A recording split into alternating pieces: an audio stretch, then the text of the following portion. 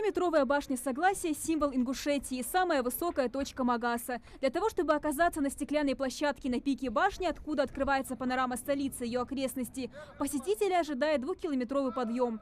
Однако для героев сегодняшнего заезда задача стоит гораздо сложнее. 4 колясочникам предстоит преодолеть крутой спиралеобразный пандус длиной 1700 метров на инвалидной коляске. Тем не менее, участников это нисколько не страшит. Я верю в себя, да. Я считаю, что я поднимусь первым. Более молодой, более заряженный. А вот Хава Калоева в прошлом году уже принимала участие в восхождении. Сегодня она в качестве организатора. Тем не менее, впечатления от прошлого подъема запомнились женщине на всю жизнь. Все-таки самый большой пандус, да, в нашей Российской Федерации, это более 1500 метров. Поэтому одолеть это, конечно, для нас это большой успех, я скажу, интересно, романтично, так скажем.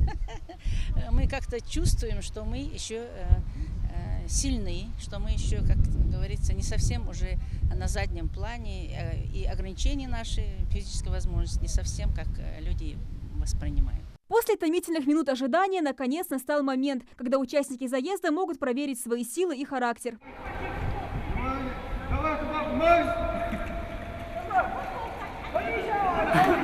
По условиям состязания преодолеть самый длинный пандус в России участники гонки могут с посторонней помощью. Однако гонщики стараются проехать дистанцию самостоятельно.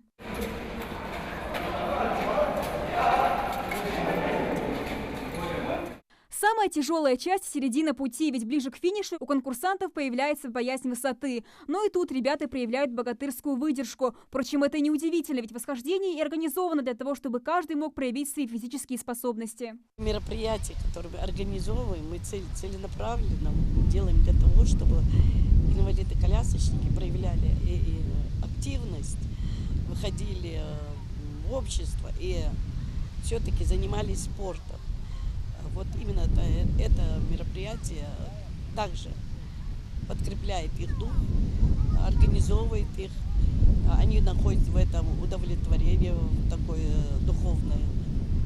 И, конечно, это же соревновательно.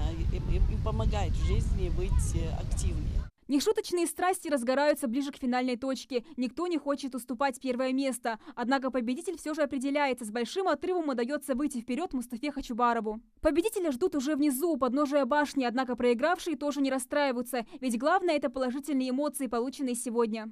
Я доволен тем, что я положил все свои силы, но результата не показал. Но, тем не менее, доволен тем, что хотя бы я сделал все то, что я смог сделать. Восхождение инвалидов-колясочников на башню Согласия проходит в нашей республике уже второй год подряд и проурочен ко дню рождения главы региона. Организаторы надеются, что акция станет доброй традицией и будет проходить ежегодно. Амина Бокова, Адам Долгиев, Новости 24.